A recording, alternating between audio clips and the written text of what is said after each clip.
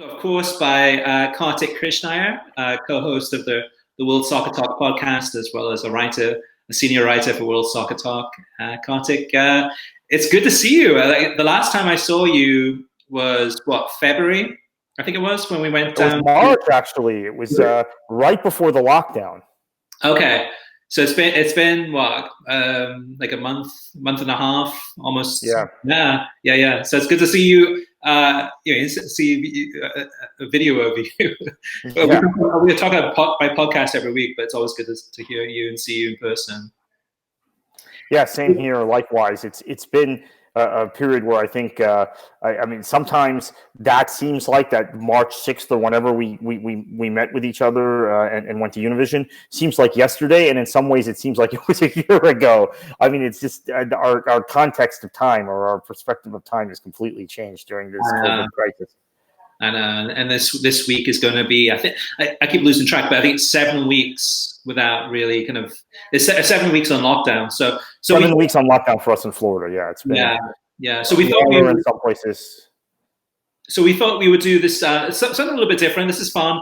We're going to be sharing our book collection and kind of basically our top 10 or top 12 or so favorite books. Kartik and I have not shared the list beforehand, so I have no idea what you're going to be sharing, Kartik, and likewise, you have no idea what I'm going to be sharing. You definitely are more of a scholarly book reader than I am. I like to read. Most of the books I read lately have been on the Kindle, but usually I love books. It's hard to find the time. But now is the perfect time to do that, to actually to read books, because we have a lot more free time, a lot more time to kind of go back.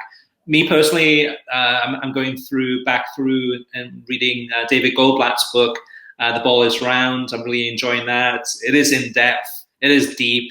But now's the time for that. What are you reading right now, Kartik, even if it's not soccer related? So first off, I have a number of books that I'm not going to be able to share today because they are on the Kindle or I have lent them out. I have there are a lot of good Kindle recommendations, but currently I'm reading a combination of books on American history, on Thomas Jefferson and Alexander Hamilton and Henry Clay, as well as this beauty. Speaking of Mr. Goldblatt, his latest book, which came out holiday season just a few months ago, called The Age of Football, which is essentially an update to The Ball is Round, which you're rereading now. It picks up where The Ball is Round left off, goes through the 21st century of football, and is like Goldblatt's previous items, some of which we will go through today, very, very much interweaving football with society, with politics, and with business. So you get a kind of global perspective. Obviously, you get a global perspective because it covers the whole world, but you get a global kind of macro perspective of football, soccer in general. And he's brilliant. The thing about Goldblatt, and like I mentioned, I'm reading at the same time several books about American history. Goldblatt it's a tough read. So it's like you have to split up the read, or you have to read other things simultaneously. To keep your mind engaged. And I think you probably found that with his books too. He's so brilliant. His reading is so heavy that you can't, it's not one of those books that you can just keep turning the page. There are times in his book that I will turn the page and then I'll turn back and say, did I really absorb what he wrote on the previous page? Right. Yeah. And I'm always going back. So that's part of the challenge, but he's brilliant. Yeah, for me, it almost feels like I'm back in college and I'm reading text from a college professor. That's the level it's at, which I love. I mean, to me, I've always wanted to go back to college to kind of. I mean, and for me, this is a way that, again, now during this isolation, it's a good opportunity to go back to read some of those scholarly works. So I'll have to add that to my list. So Kartik, I think as far as our favorite books, I guess we'll go take turns. Let me go first, if you don't mind. This is one that I read many, many years ago. And actually, most of these books I have were from many, many years ago, but favorites that I've kept. This one is called Power, Corruption, and Pies. And it's a best of When Saturday Comes, which, speaking of scholarly publications, is still being published. It's a monthly soccer magazine in the UK. And it has been around for a long, long time. I mean, I think since the 80s, and oftentimes would feature a lot of the most prominent up-and-coming soccer writers. Now, this one is a collection of some of the better magazine articles in there. It's interesting, Kartik, too. I'm not sure I realized this. I didn't realize this until today. I'm not sure if you realized this, though, too. But on some of the writers that are on here, Simon Evans, a good friend of ours who now writes for Reuters, who lived in Miami for a few years and is one of the top football writers in the Manchester area. He's got a piece in here about the Ultras, I think from Serie A. But if you go down the list of some of the writers that have written some of the magazine articles in here, they're included Simon Cooper, Roddy Doyle, I think Bobby McMahon's in here too, and Ian Plenderleaf. Let me see. Gosh, you're hitting some of the authors we're going to talk about today. Yeah. David Wangerin. Oh, there's another one. Yeah. So Harry Pearson, so on and so forth. But it's a great book. It's a really kind of we're talking about David Goldblatt and how intense of a read he is. This one's more of a lighthearted, a little bit tongue-in-cheek, but also some good thought-provoking articles too, but more bite-sized. It's a great way to kind of read through some of those articles and then enjoy them. But yeah, when Saturday comes, still being published, and that's my first recommendation. Yeah, so I'll just preface by saying you mentioned Plenderleith, you mentioned David Wangerin, the late David Wangerin. Both of those guys are brilliant. They're both based in the United States, or Wangerin was before he passed. The books that I would recommend from the two of them are both out on loan. I have the hard copies and I've loaned them to friends. So Rock and Roll Soccer, which I won't be able to show today, is an Ian Plenderleith book, and Soccer in a Football World, that's what it's called, right? It's the Wangerin book, which is, I mean, you have to read that if you're in the US. That would probably be the first book I recommend for an American soccer fan to read, is that book. So since I don't have those two, I'm going to start with Simon Cooper's Ajax, The Dutch, The War. This is, Simon Cooper, of course, is kind of Dutch-English, Anglo-Dutch. And he wrote a brilliant book called Football Against the Enemy, which I also recommend. But this book I put higher on the list. This is a comprehensive look at Ajax as a club and its actions during World War II, intertwining politics, society, just kind of personal peer pressure, and a brilliant club. This is bite-sized football history at its best. If you want larger context, then you go to Goldblatt. Yeah, great author there, Simon Cooper, and I think married to an American. I think he lives here from time to time too. Comes to Miami very often. Yes, we've met with him in Miami actually. That's right. And also too, those who are watching this live, feel free to add any questions or comments. Vincent Novoa says, "Hey guys, awesome to see you all live." Hi, Vincent.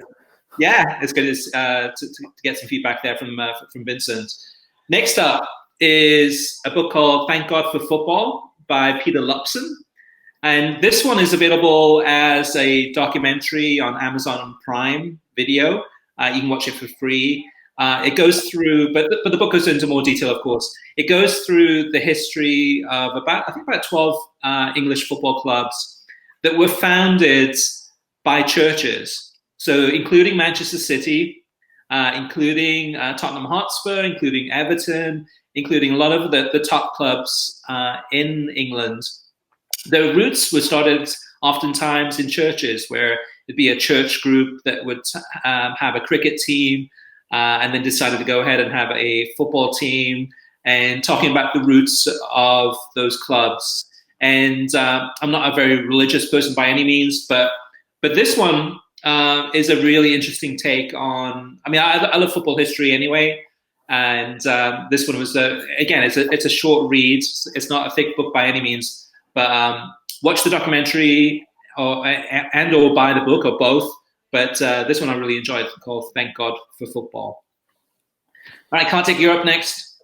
Yeah, so this book is interesting because it's written by an author that I fell in love with from reading his works about politics, and then also turned down $1 million or more, I think, in advance to write about the OJ trial in order to write this book, partly in order to write this book. And this is Joe McGinnis's brilliant, absolutely brilliant Miracle of Castel de Sangro.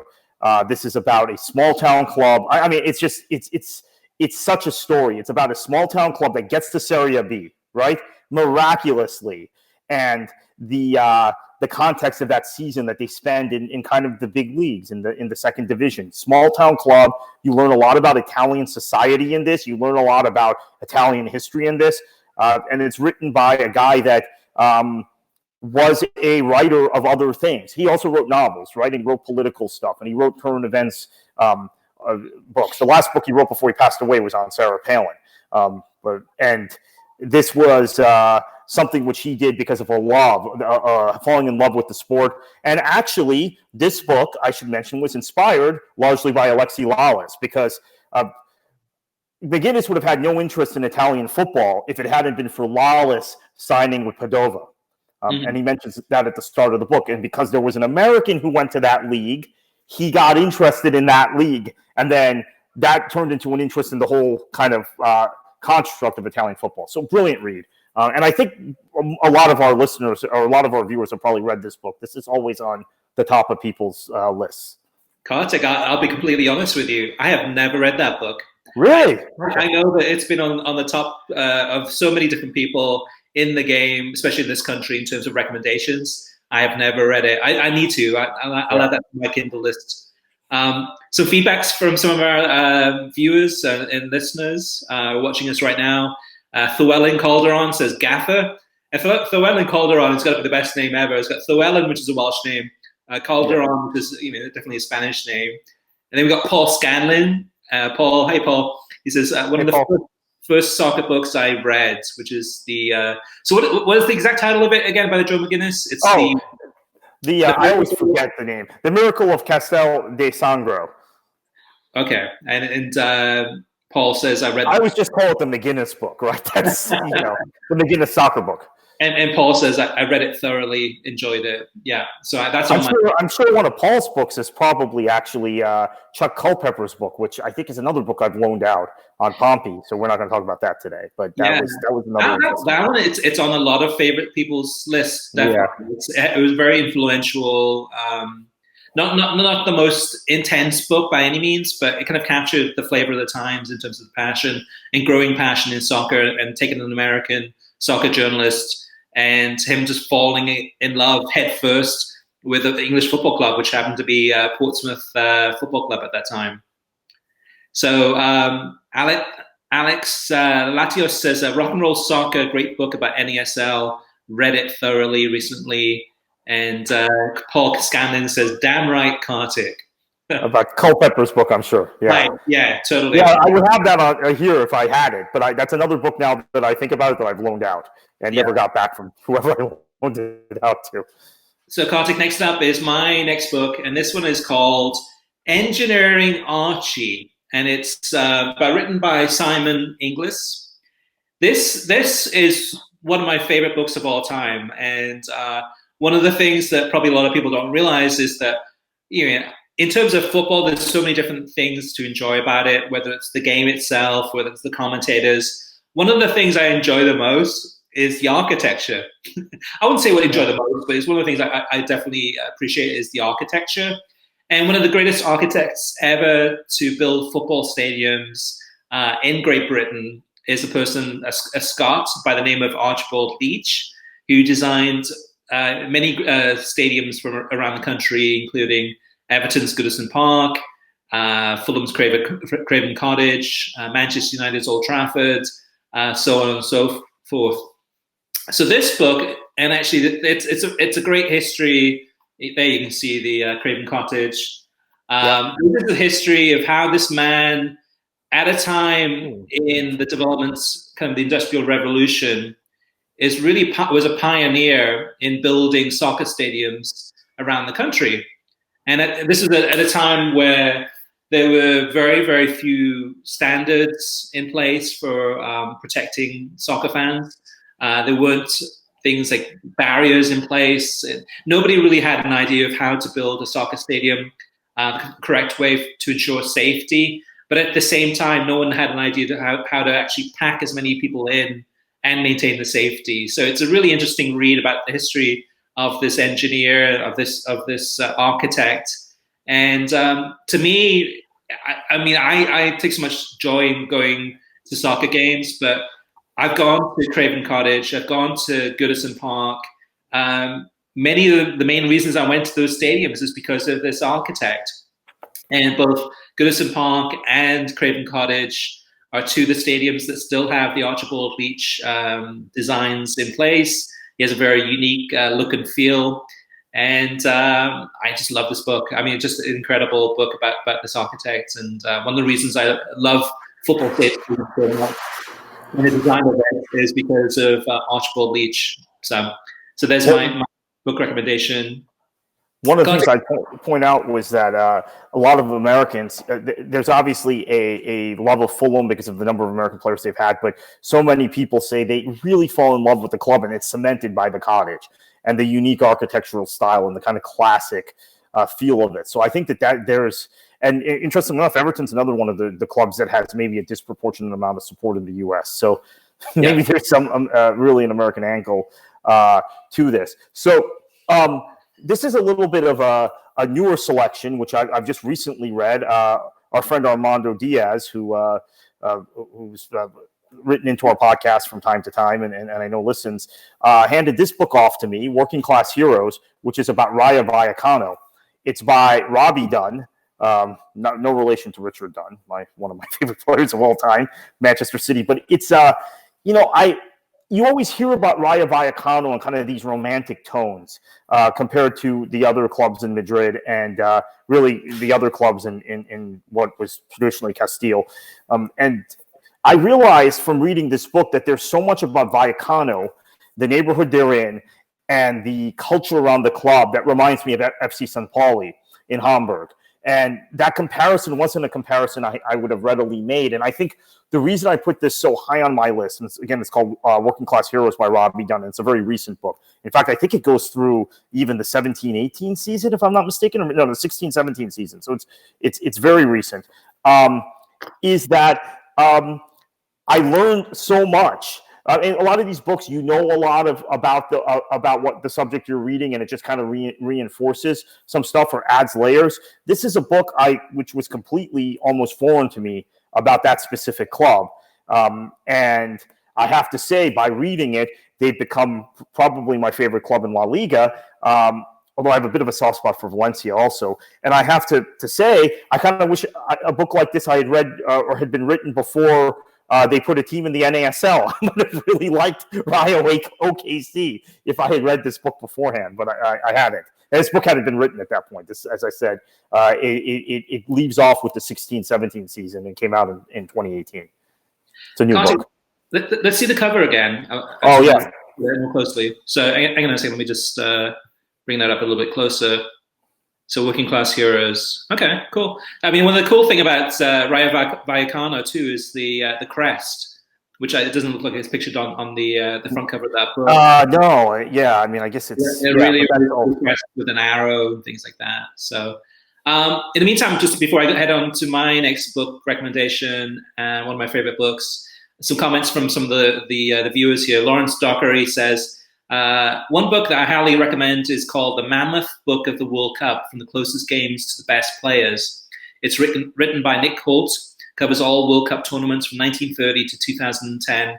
Very in-depth and learns a lot about some of the early editions of the World Cup. Raymond Roscoe has a recommendation, which we'll get to probably in a few minutes. It's on my list. I don't know if it's on your list, Kartik, but we'll see. It's another book I loaned out. So, yes, but it is on my list always. Go ahead. Okay, all right.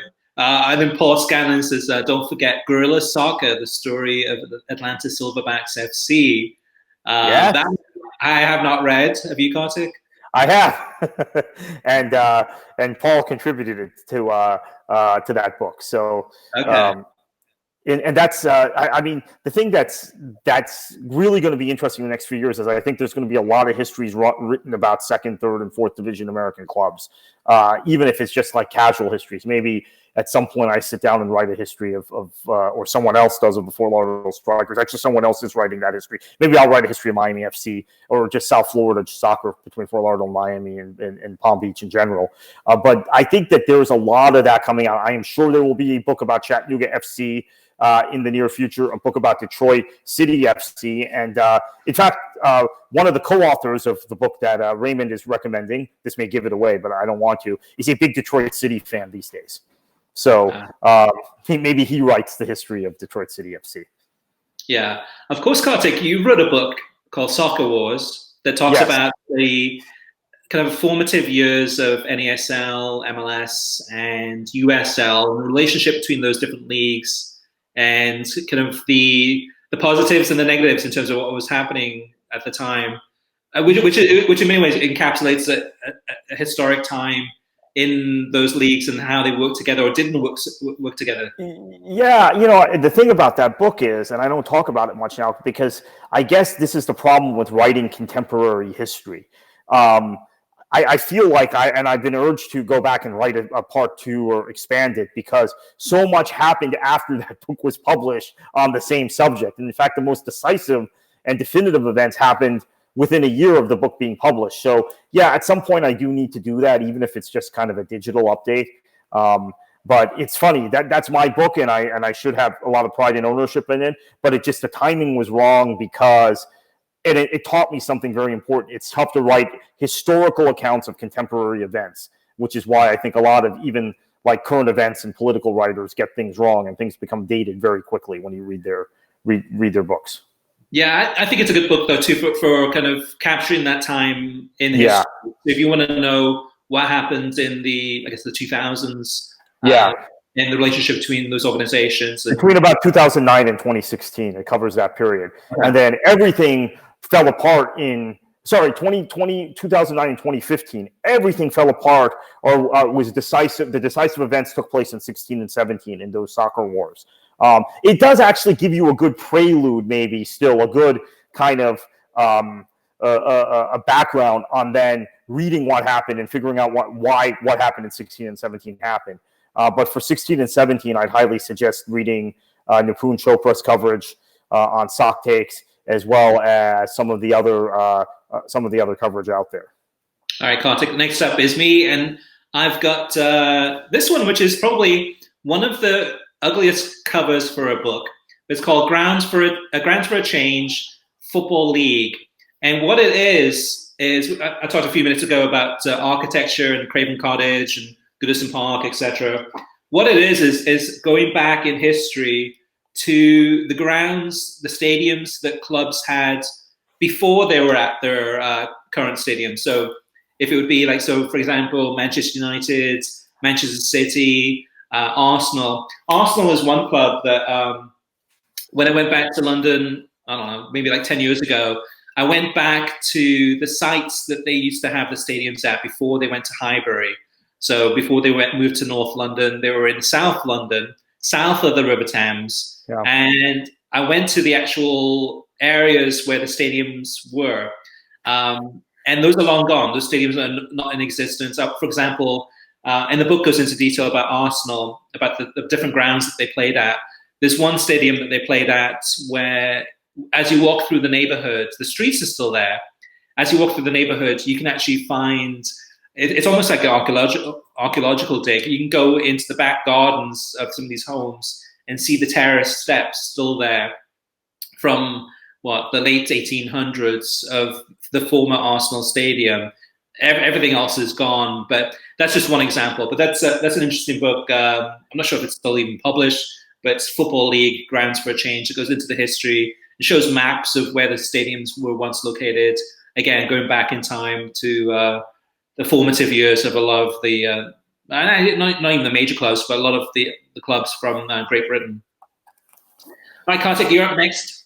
Yeah, so this is an interesting one. I'm going to Jonathan Wilson's Inverting the Pyramid is one of the most kind of brilliant historical books about the sport, written from a certain perspective, right? And we know, of course, Wilson has a particular expertise about Eastern Europe, so it's good that he's able to work in a lot of the tactical changes that came from the Hungarians and even from the Soviets, etc., into this book, in addition to talking about the obvious British football, which he's connected with, and Italian football, which obviously a lot of tactical innovations, and South American football. So this is a good book, but I highly recommend it. I wanted to do something a little different with Jonathan Wilson. This is probably my favorite Jonathan Wilson book. Wow, Sunderland. Yeah. So this is Jonathan Wilson's book about the 2006-2007 season when Niall Quinn, who was one of my favorite players when he played, took over as the club president or director of football, whatever he was, and Roy Keane took over as the manager. And it chronicles every match for a year in this 06-07 season as Sunderland gets promoted from the depths of despair. And Wilson is a Sunderland fan. He's a Sunderland supporter. So this is written with the kind of passion of a supporter and the intellect of Jonathan Wilson. So I actually put it at the top of my list of Wilson books as great as, including his Brian Clough book, which I love also, and we'll probably get to Clough a little later on. But this is this to me is absolutely a brilliant book, and I want to give a little bonus. This is another book along the same lines about football in the Northeast, and it's called Up There by Michael Walker. And it gets into really kind of the supporters' culture, the societal issues in the Northeast, and the love of those clubs, which includes obviously Sunderland and Newcastle, as well as the other clubs in that part of England, which is very, and I think a lot of football fans in the U.S. know this.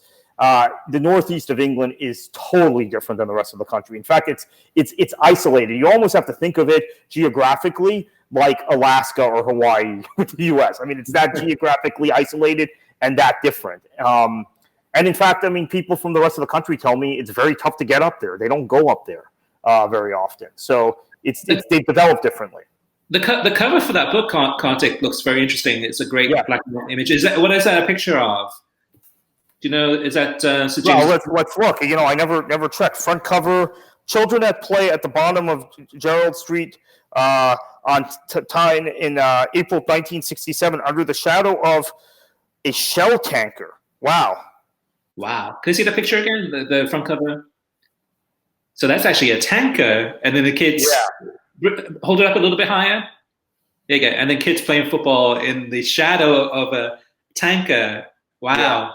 And especially with, the Northeast being a big dark area, ports. I mean, dark, I think a black and white image captures it for better or for worse, because there's that just reinforces a lot of the stuff, a lot of our thoughts about that region. And obviously there's a lot of discussion here of Borough and Sunderland and Newcastle, Hartlepool, all the clubs, Durham FC in that area. I do want to point out, though, we talk about that part of the country being so different, since we're talking a lot about history here. I credit Borough and Newcastle for being the clubs that really changed the Premier League and made it into the global phenomenon. Well, I mean, obviously TV and breaking away from the Football League, but I think they were the two clubs that, almost because of the stigma, went out and got foreign players that changed the Premier League. I mean, in watching these films the last few weeks, NBC Sports, NBC SN has shown, it reminds me, Ravenelli, Genoa, Aspria. I mean, what those two clubs did in that period was amazing to just change English football. So a comment from David Kurtz. David says, let's just hope it's not written in Geordie prose. You said before that the Northeast is so different than the rest of England. The first thing that came to my mind was Catalonia. I mean, it's like almost a different language. Yeah, it almost is, right? Ray Hudson, in his early days, he'd have a hard job understanding him. Now he's much better in terms of that goes. Shane Rose says, any books on soccer governance, like the evolution of FIFA and continental confederations? Okay, so I'm going to, jump ahead a little bit here, but the only governance books I really like are these. I have a bunch of them. These are from the. Wait, it's not governance. You are it's officiating, right? I don't think you meant that though. But okay. Well then, about like what's the other one? Oh well, they're all the different "You Are the Refs." I mean, I have Oh, okay. one of them I got from you, but I have like 6 of them. Okay. Yeah, in fact, one of these is a special for the 2010 World Cup by Trevelyan, who obviously did the comic strip for so many years, and Keith Hackett, who was a former ref, a former official himself. So I've got about 5 or 6 of them. I guess, yeah, maybe that isn't governance. That's the closest thing to rules, I guess. Yeah, I mean, there were some good books that came out about the whole FIFA corruption scandal. American Huckster is a good one. The Ugly Game is a good one. I have both of those. The game's really good, but in terms of the governance, not so much. That's probably and if any of the viewers can actually think of any books. That's a great question, Shane. I'm not sure about that one. Joe Cromwell Kartik says, isn't there a similar image to that book cover in the intro and credit scenes for Sunderland Till I Die? Yeah, I think there is. Now that I think about it. I think it might be the Stadium of Light, right? In the shadow of the Stadium of Light? Something similar? Yeah, maybe. I'm not sure. And then David Kurtz says, someone needs to write comprehensive Blatter and Blazer bios. So the American Huckster one is, I'm not sure. I haven't read it, so I'm not sure in terms of if it goes in depth into the bio of Chuck Blazer. I mean, the movie's going to be coming out in the future. Oh, actually, there are a couple books that kind of get more into it. I think American Huckster does, right? There's a movie about that coming out, and why am I blanking out on the name of the BuzzFeed writers? Gosh, I interact with him on Twitter all the time. He wrote a really good book. I have it on the Kindle, so I can't display it. But his is probably the best book about the FIFA scandal. Why am I forgetting his name? I look on my Twitter. Yeah, I really could remember by too. I can't remember his name off the top of my head either. But all right, Kartik, let me go next up for my book recommendation. This is one that hopefully all of you have watched this one. Oh, read this. Ken Bessinger. Sorry, it just came to me. Ken Bessinger. There you go. Okay, yeah. And on Twitter. He's a good follow on Twitter. This one is Soccernomics. It's a classic, and actually, this one I've got autographed too by Miami Simon Cooper for Chris from 2010, 10 years ago. Bloody hell! And for me now, to actually go back and read Soccernomics, it probably would be in some ways seems kind of basic, but a lot of the things that both Stefan Szymanski and Simon Cooper introduced in 2010 around that period were really revolutionary in terms of the way that we looked at soccer. So in terms of just even the amount of money that's being spent in the transfer market and how that relates to how good that team is, how successful that team is. What we kind of think of as basics now, and back in those years, were pretty revolutionary. And also talking about how, say, Major League Soccer competed with other leagues and gives us a good opportunity to kind of measure those things. But it is a classic. There's been subsequent new editions released. And if you haven't read it, you've got to read it. It's one of the best. I think there was a recommendation, actually. Let me go back into the comments here. So yeah, Raymond Roscoe says, why soccer loses? Soccernomics, my favorite soccer book. Great show, guys. Yeah, because in England it's called, I think, Why England Loses, or Why England Always Loses. And it talks about penalty kicks and those types of things. Metrics, the numbers that you can attach to soccer, and it paints a picture, which it does. So great story, and because Stefan Szymanski is, of course, the co-writer of that, and I mentioned earlier, he's the guy who's a huge Detroit City fan now, Professor Szymanski. I'm at a conference, a sports business conference, and he's on a panel with the foreign partnerships director or whatever of Borussia Dortmund. And the guy from Dortmund starts going after Szymanski. You English, you this, you that, you guys, everybody wants German expertise, blah, blah, blah. And I'm thinking, does this guy not even realize that Szymanski co-authored a book called Why England Loses? Right? He completely understands what you're saying about England. But the guy from Dortmund had just assumed because he was English, and then Charlie Stillitano was on the panel with him, and Stillitano is obviously an Italian name. That Stillitano would be partisan to Serie A, and Szymanski would be partisan to the Premier League, which Szymanski isn't. So it was just, to me, it was like really ironic now seeing Raymond point out that is what the book is called in Europe, because that is. Yeah. Also, by the way, before we get to the next one, Vincent Orozco says, and this is a great suggestion, Soccer Starts at Home by Tom Byer, a great book for parents with young kids stuck in your house right now. Tom Byer, quite possibly the greatest American teacher of the sport. Unfortunately, for whatever reason, the U.S. Soccer Federation has not found his expertise to their liking, and he's gone and helped other countries improve to where they're better than the United States in a lot of cases, like Japan. But Tom Byer is brilliant. Love the guy. Yeah, great, a great person, kind of somebody that really understands the game of soccer and the development of it, and has worked a lot too in China.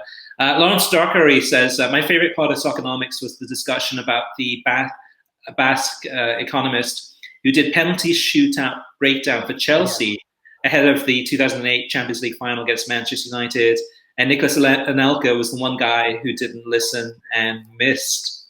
Yeah, and for the record, I mean, this is why like historical narratives are so difficult sometimes to debunk. Avram Grant, people thought was just this bumbling guy who's buddies with Roman Abramovich, and he's going up against Sir Alex Ferguson. Well, Grant is actually the guy who did the due diligence and had, okay, this might go to penalties, this could go 120 minutes. Let's let me take what this Basque analyst, this economist did, and let's analyze Van der Sar's movement. Let's analyze each of our players, and It very clearly says in the book, Anelka's the guy that blew it off. I know how to take a penalty. He missed. And United won the European Cup.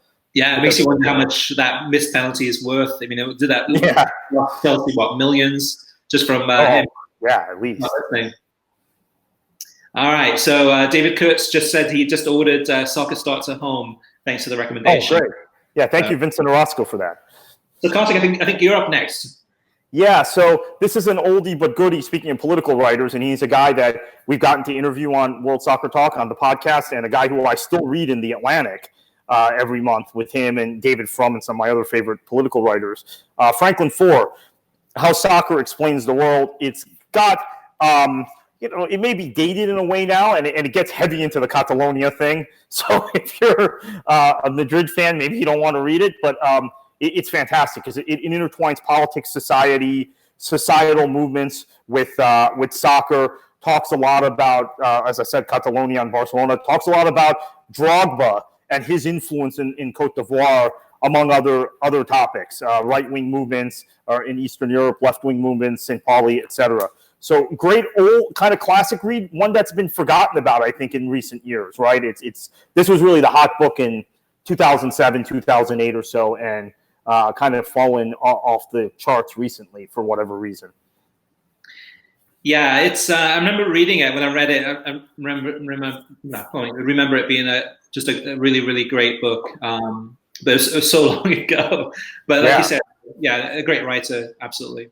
All right, next up is a book by somebody that we all know if you watched a lot of Fox Soccer Channel back in the day.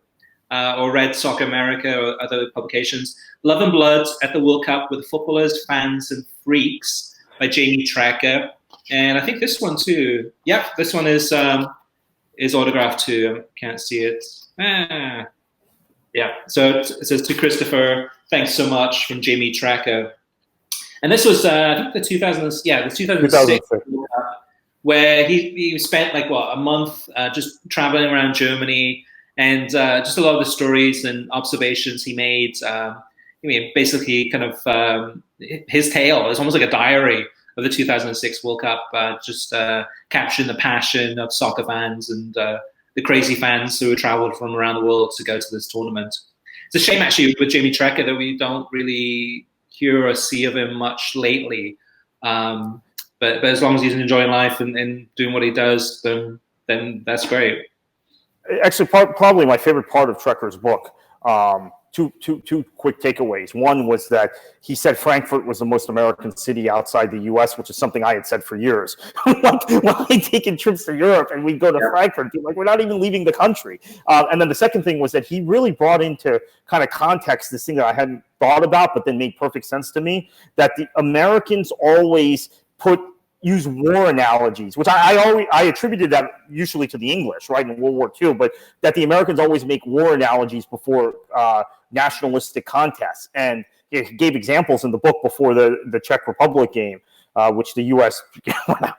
got ripped to pieces, about Arena and other players saying, oh, it's going to be a war, this is a war, and using war analogies. Which, again, took away which I think he also did it to emphasize that U.S.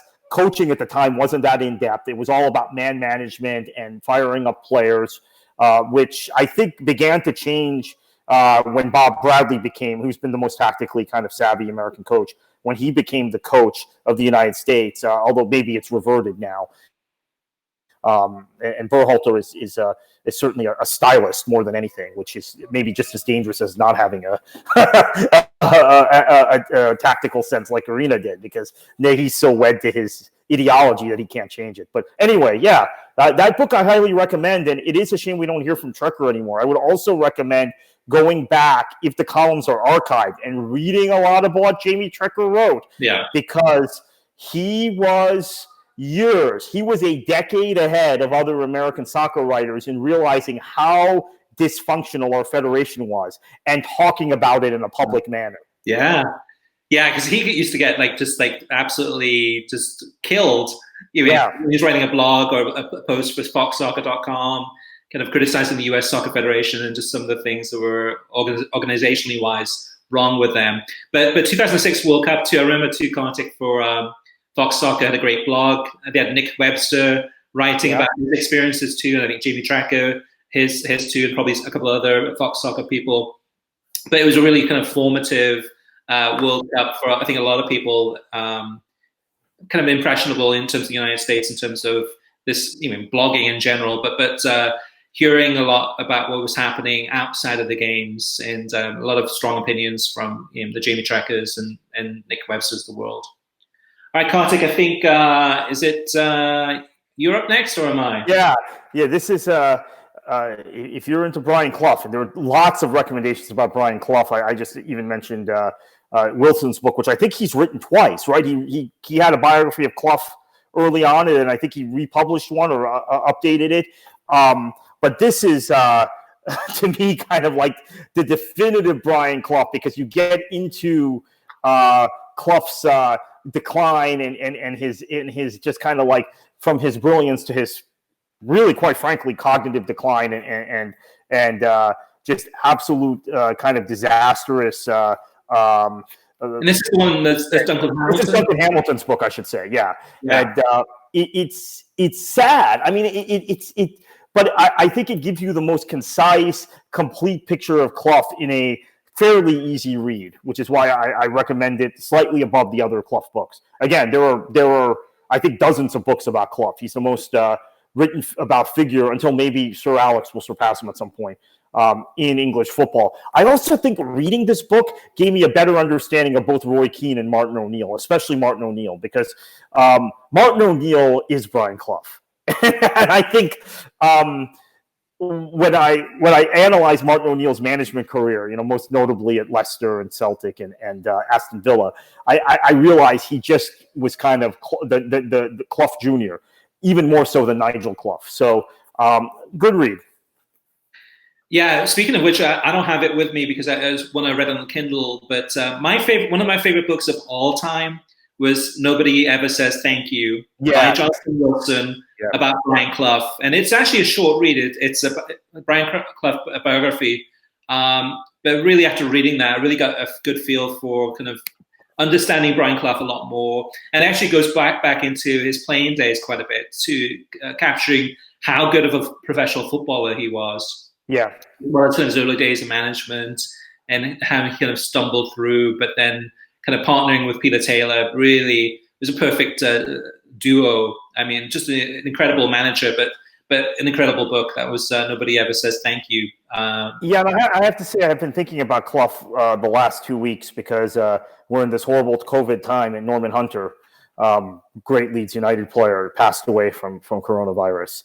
And he was a player that Clough couldn't stand, right? And he was one of the players that, when Clough went to Leeds, undermined Clough. But he was he was such a brilliant player. I think Clough was unfair. Clough was unfair to a lot of the Leeds guys. As much as we talk about Clough and we romanticize him, I think I think it was the Don Revie factor. Yeah. No, but I think like Johnny Giles. I mean, the movie that I think everybody has probably seen that's watching this, Damned United, I think was really unfair to Johnny Giles, because that was not. Yes, Revie had recommended Giles be his successor upon leaving Leeds United. They opted to go hire Clough, and Giles remained a player.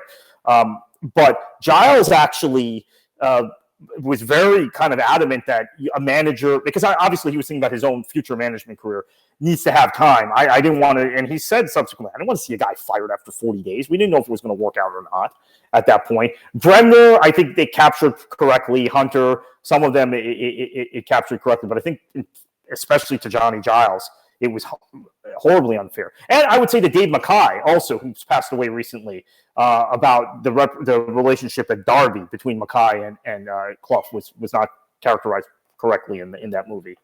Right, Kartik. So I got 2 more books to go through. Knowing you probably have a few more than I do. But again, this is just like a partial selection of my favorite books. This one, and you probably see a theme in this. But this is a book called The Football Ground of Great Britain by Simon Inglis. And this one is definitely a lot thicker, but it's more of it goes through club by club. So it goes back into the history of the football stadiums. It goes into a lot of detail about the architecture, yes, but how the stadium was built, when it was built, when it was upgraded, those types of things. And it talks about a lot of the kind of the classic football stadiums and why they were classics. Simon Inglis, an Aston Villa supporter, talking about just in these days, a lot of the stadiums are, like say Craven Cottage. The actual cottage in Fulham is a listed building, so it would never be knocked down. But back in the day, even into the 80s, a lot of these classic football stadiums, Aston Villa, even in terms of Villa Park, there were parts of it. There were classic old 1800s buildings that were knocked down for development to expand the stadium. So it goes a lot into the history of that, and it's one of my favorites. All right, Kartik, you're up next, sir. What's your next? So let me just show this book that we talked about on the podcast last few weeks, which is Once in a Lifetime. This is the book version, which is fairly mirrors the movie by Gavin Newsham. The one thing I would say is if you don't like Major League Soccer and you're looking for solace in NASL writing, I think the Plenderleaf book does a better job for you, because I think a lot of this ends up being a justification for why, and he gets into it in the end of the book, why MLS imposed the controls they did on the sport. But it's still great. It's a fantastic retrospective about the Cosmos and I opened the book and I see Fort Lauderdale, so it includes my team, the Strikers, in here.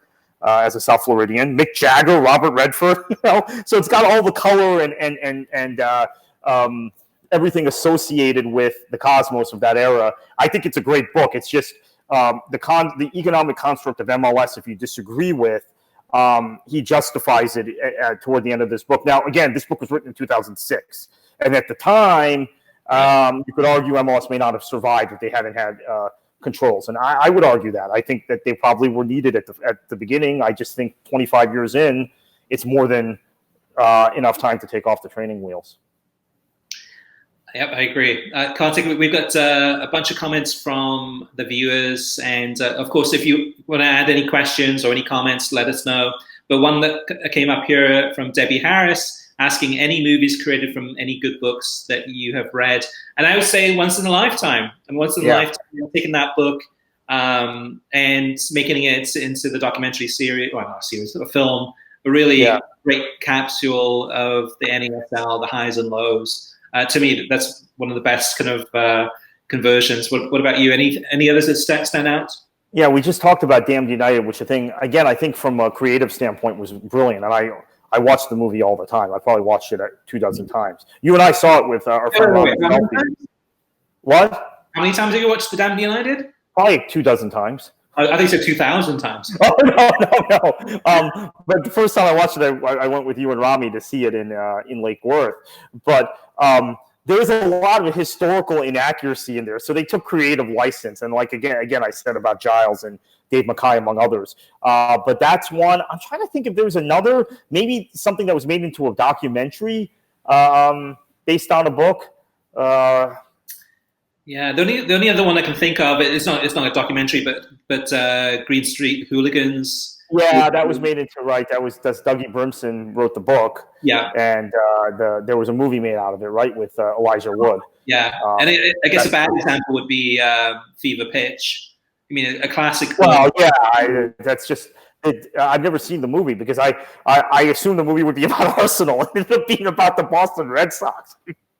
I didn't care. I didn't care to see the original one. It was like a Colin Firth was. That English version of but even that wasn't that good. But yeah, David Kurtz says Diamond United is very rewatchable, and I agree. That's probably one of the best a book taken up, and the book is fantastic by itself, even better than the movie. But the movie was damn good too. It really hits Clough's insecurities. I mean, the thing that is interesting is that movie changed kind of the narrative of Clough away from his Forest years to his Derby years for a long time until the recent documentary came out, and I think things like Nobody Ever Says Thank You, and the Jonathan Wilson book was reissued, and the Duncan Hamilton book I just mentioned was brought up. But there was a good 5 or 6 year period where, and it coincided with me going to Pride Park, right? Actually, going to Derby, that Clough and Taylor became more associated with Derby, and obviously Taylor went back to Derby as their manager, which led to the estrangement from Clough. But then with Forest, and at Forest he won 2 European Cups, right? He won the league. At Derby he won the league once, and a bitter pill for me because it was Manchester City that blew a 7-point lead in March, and we'll get to that by the end of the program. But yeah, it's interesting that there seems to be a Clough theme to everything. He's a larger-than-life figure that I think it kind of overwhelms any other discussion of English football historically. And it's really interesting to see how his legend grows even through the years. All right, Kartik. So my last book pick here, and this is something actually going back into childhood. So it's a little bit different than what you would expect. But it's Roy of the Rovers, the 1980s. And this was a classic comic book I used to read as a kid. And many, many years ago, I think I bought this on Amazon. But some classic Roy of the Rovers comic books about some of the greatest, Melchester Rovers, fictitious team, and some classic stories. I mean, like, all sorts of different things. But that for me is one of my favorite books, and every once in a while I'll flip back through it for some nostalgia memories. But and Roy of the Rovers is still being published. But Kartik, actually, here's a great recommendation. This is a book I read back in the probably early 90s, Among the Thugs, and this is Bill Buford, and that was really a book that is football hooliganism in a gritty detail to really kind of understand. I think he pretended to be a hooligan and actually was in with the hooligans and would learn about their stories and find out why they were so angry, find out why they were on this path. But that's an all-time classic there. Yeah, thank you, Ryan Garcia, for that. Among the Thugs, I've completely forgotten about that book, and I probably have it somewhere. That's actually a great recommendation. So I'm going to go through a couple of ones on my list really quickly as we begin to wrap up here. One is called The Manager by The Guardian's Barney Ronay.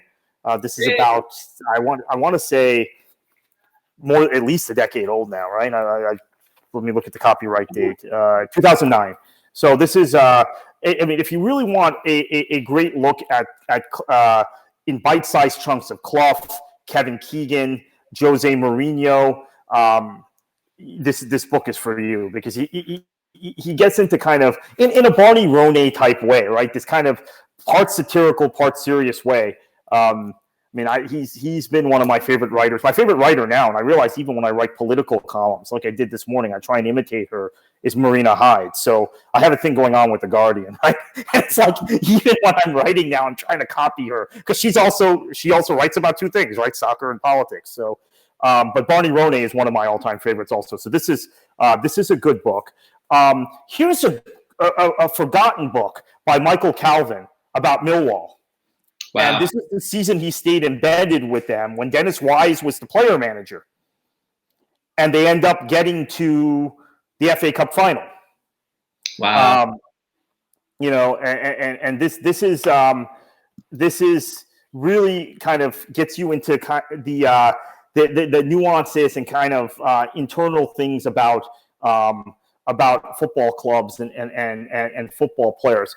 I've got two more here. One is Be Careful What You Wish For by the former Crystal Palace maestro Simon Jordan, which is Maestro. Simon Jordan. What?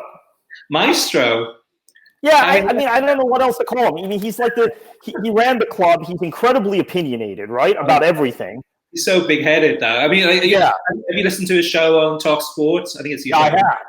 Yeah, it's like a collection of that. Now, so that doesn't mean I agree with most of this, because I think he is an egomaniac who's wrong a lot, but it's still just such an entertaining read, and you learn a lot from it. Yeah. And then finally, I have to give a plug for my friend Gary James, who is the historian of Manchester City, has written a number of really good books, but this is the definitive one, which is Manchester, the City Years. This one, he gets into essentially every little, it's an interweaving of society, politics, kind of working class history. Manchester being, look, I mean, the old joke was without Manchester, there never would have been a Soviet Union, right? It was the working class town. It's the town which kind of socialism grew out of as a political ideology. And this gets into it's a long book. It came out right after the 2012 season, but it's well worth it if you're a City fan. It's almost like a table book, about 700 pages, but it's like a table book that you can work your way through gradually, or if you want to refer to certain seasons. So, of course, the season that remains the bugaboo for me is the 71-72 season. I constantly refer back to this book and other things. What happened? Did City signing Rodney Marsh, the best player in the league at the time from QPR, with a 7-point lead, actually make Brian Clough the legend he is? Because what happened is Marsh comes to City, doesn't really integrate well in the club.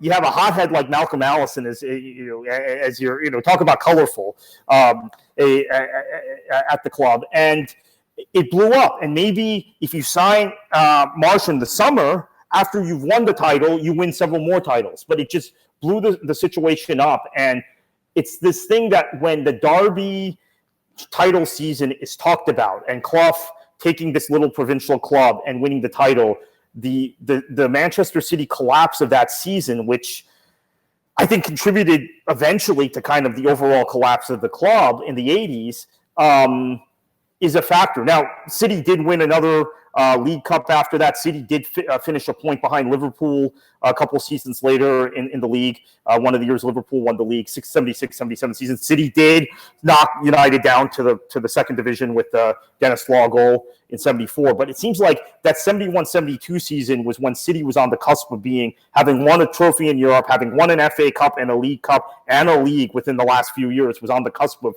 becoming at Liverpool or Leeds' level. And it fell apart at the end of that season and didn't come back for 30 years. So that's, we're all kind of into Clough, Chris, but one of my Clough obsessions is about that season, the season he actually won the title, because it should have been City's title, and history would have been, I think, very different for Manchester City if it had been. Yeah. And also Brian Clough at the same time too. Yeah. Some of the, just a couple of comments before we go. And again, too, if anyone has any book recommendations or any feedback, post away in the comment section. We're going to be wrapping up it shortly. David Kurtz asks, why is that Colin Firth version of Fever Pitch unavailable in the United States? The Red Sox version is on constantly. Never seen the original, but I know it exists. And I just looked it up while we're online here, and yeah, you're right, David. It's not available anywhere in the United States. I think part of it's probably the lack of demand, but second of all, it might be whoever owns the rights to that film, perhaps. But that one, actually, Kartik, I remember seeing in Boca Raton at a movie premiere for the movie, and this was, I think, Ray Hudson was there too. Wow. Well, I wonder about that, because '89, which is the book about the documentary about the season culminating with the Michael Thomas goal in stoppage time, which gave Arsenal the title over Liverpool. It's a documentary. Speaking of The Guardian, Amy Lawrence worked on, another of my favorite writers, and Lee Dixon is featured prominently in, is readily available in the U.S. I mean, and has been promoted pretty heavily in the U.S., and that's Arsenal at the same time period. So as Hornby wrote his book, so that's kind of strange. I would think maybe the broadcasters here aren't giving it a chance, because people are more educated about Arsenal at that time and Arsenal Football Club and English football in general than maybe they were then. I mean, you and I both saw Arsenal right after that match at Joe Robbie Stadium in 1989 when they played Independiente. And at the time, there was no recognition that the English First Division champions were coming to Miami to play. But 20, 30 years later, I think everybody in the States who's into English football knows the story of Arsenal in that time period. Yeah, David Kurtz says, I think Hollywood shenanigans are basically yeah. And just a couple more comments, Kartik. Alex is asking, can you please provide the list of the books you could discuss on Facebook? Absolutely. After this video, Facebook Live is done, I'll go ahead and post the list of books there. And before we move on to our last comment, Kartik, that's it for your books, right? You don't have any more? Yeah, I mean, the only other satirical one I have here, which I kind of, I'm not their biggest fans, but I do like the book. I really like the book. I'm not their biggest fans on television, is this, which I think probably everybody knows, is Men in Blazers. Because I think the book is really well done. I almost think that they maybe would be more humorous as writers. This is actually really funny and really kind of neat. But it's their shtick in writing, which I think maybe is a little more tolerable for me than their shtick on television. I don't know. Because it is the same thing. It's just I like the book, and I really don't like watching them. I can't stand watching them. Right. So last comment and feedback here is from Lawrence Dockery. Have either of you read the Bruce Arena book, What's Wrong with US? Been on the fence about buying it because I'm afraid I won't give it a chance and would just be angry the whole time. So I have not read it. Have you? I have. And now, so here's the conflict in it, Lawrence, and knowing kind of some of where Lawrence comes from. Arena is very critical of MLS in the book. He's very critical of the U.S. Soccer Federation. Actually, no, he's not that critical of the Federation. He's more critical of MLS. Now, I agree with a lot of his critiques. I also know they are critiques, and Chris, you and I have decided to discuss this before. Arena would always make critiques while he was managing in MLS about turf. I mean, I was at a press conference in Orlando where they got beat 4-0 by Orlando City, and all he could talk about is a disgrace to play on AstroTurf or whatever kind of turf that was, but turf in general. I do think, though, he does a lot of Lawrence self-justifying. So it becomes very easy after the fact to blame Major League Soccer, to say, look, they weren't giving me the right players, and they don't have their priorities right. Now, granted, these are critiques Arena made while he was managing in MLS. A lot of times he was critical of the league and the scheduling, etc. But he is very much trying to self-justify failure by pushing the failure off on Major League Soccer and on player injuries. He talks about John Brooks being hurt. We know that's been a justification. Yes, there's the U.S. probably does qualify if Brooks is fit. I don't deny that, and Arena has talked now for 2 years about that. But it's a manager's job to find a solution when your best center back is hurt, and he didn't find a solution. So, yeah, I think you might enjoy it, Lawrence, in that a lot of the critiques are critiques we share, but I think there's a lot of self-justification in it, which is also Bruce Arena. I think he's always outspoken. He's never been a company man. And for those, I'll just finish on this. And maybe this is a great place to leave off. For those people who have grouped Arena in with like the MLS culture and the Don Garbers of the world, that could not be more incorrect. I will tell you definitively, MLS has more of a resemblance of an international football league because Bruce Arena was managing DC United, and he would push back on all the Americanizations of the sport in the mid-'90s and late '90s because he said, I have to have players that can compete internationally, and I have to be able to attract players from other national teams. You can't change the rules. And then I think, Chris, and you and I have commented on this on the World Soccer Talk pod. He was always very critical of MLS pretty openly as the Galaxy manager. Right. But for some reason, there's been a narrative that has connected him to MLS because he managed in MLS and he hasn't managed anywhere else. Unlike Bob Bradley, who went and managed in the Premier League, went and managed in Ligue 2, went and managed Egypt. That's a great story too. So I think that that's why there's a difference in evaluating Arena and Bradley in terms of their critiques of MLS. But they both have been critics of MLS. I mean, Bradley, and I'll just leave on this note. Bradley criticized internally U.S. soccer a heck of a lot more than Jurgen Klinsmann ever did. Klinsmann made public criticisms, but internally, they couldn't wait to get rid of Bradley, which is why they waited for the first opportunity, the first real failing of his tenure, and fired him. There was no second chance. Berhalter has gotten like second and third chances already that Bradley wouldn't have gotten. And Arena and Klinsmann similarly got those second and third chances Bradley didn't get. So my issue though with Bruce Arena really is the timing of the book. It's right after the World. Even the team doesn't qualify for the World Cup. It's obviously seems to be a cash grab in terms of timing. Yeah. The book publisher come into him and say, "Hey, tell your side of the story." I received a copy of the book to review. I think I gave it to Robert Hay. Robert went ahead and reviewed it, but I was not interested in reading that book. I did not want to read about what appeared to be, I mean, without even reading it, probably a lot of excuses, a lot of kind of... there was another thing in that book, which I think Lawrence would find interesting. So the Brooks injury is one thing. Okay, and we know at the time he was talking about that. He was already setting up the excuse before we lost to Trinidad. Oh, I don't have my best center back, and all that nonsense. But then after the fact, he's saying, in the book, he's saying, I had no intention of taking some of these guys I tried to qualify with to the World Cup. I was going to bring Weston McKennie and Matt Miazga to the World Cup. Well, if that's the case, why weren't you playing them in the decisive qualifiers? If you had already decided you were going to take those two guys to the World Cup, McKennie in particular was already starting for Schalke. It's just kind of some of the stuff he says is incredulous and self-serving and self-justifying, but a lot of the critiques of MLS and U.S. soccer and just of kind of the culture around American soccer.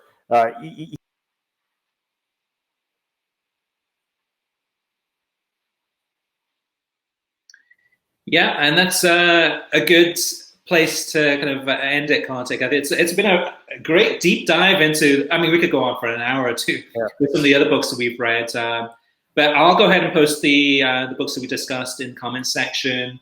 I've enjoyed this. I had no idea what your favorite books were. I think you had no idea what mine were. There were a couple of a lot of similar turf. There's some quite different, but I've enjoyed this. So thank you everyone for watching this video. Thank you for the comments. Thank you for interacting. Thank you for continuing to listen to us on the World Soccer Talk podcast. I will add actually one additional thing, Kartik, is that some of the discussions that we've had about some of the authors, actually some of those interviews are still on YouTube. So you've got your interview with Duncan Hamilton that Provided You Don't Kiss Me, the Brian Clough book, that's on there. We've got interviews with Barney Ronay, that's on the YouTube channel, and a lot of the Guardian kind of writers and authors you mentioned too. We've got some interviews of those on the World Soccer Talk podcast. Yeah, we have Sid Lowe. So one of the books I didn't mention, and I'll just plug this real quick because it's another book I've loaned out, Fear and Loathing in La Liga, and it intertwines. Sid Lowe was a political writer before he was a football writer. So intertwines some of my favorite themes. We have, if I remember correctly, a long video interview with Sid Lowe somewhere that I did when the book came out. So that's probably on our YouTube page. Yeah. Ratha Honigstein, I'm thinking of in terms of, again, another influential Guardian writer that went on to. Well, speaking of which, I did forget a book. Sorry, I was staring at it when you were saying it. I was like, oh my gosh, I forgot something. Well, you gave me the segue. Bring the Noise. It's about Jurgen Klopp and Borussia Dortmund. It Mainz and Borussia Dortmund. Fantastic. It's Honigstein. Yeah, and David Kurtz says, thank you for, it's hard to find people who nerd out on these books, and he's going to drop into Calcio this quarantine now. But so thank you everyone for watching. Hopefully we'll do another one of these in the future. Maybe not book related, but maybe something a little bit different. And stay safe and stay healthy. And cheers. Cheers. Take care. Enjoy your football. Enjoy your football.